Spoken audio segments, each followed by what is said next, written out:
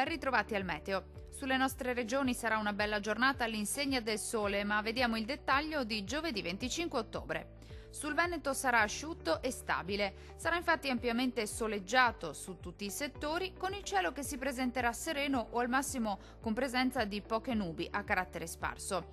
Qualche nube in più al pomeriggio sui settori montuosi, ma senza altre conseguenze. Temperature gradevoli con minime tra 7 e 13 gradi, massime comprese invece tra 18 e 21 gradi circa. Diamo ora uno sguardo al Friuli Venezia Giulia.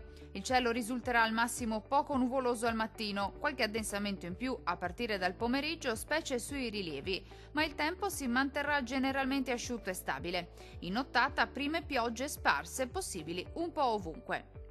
Temperature stazionarie con minime tra 8 e 11 gradi, massime oscillanti invece tra 18 e 20 gradi circa.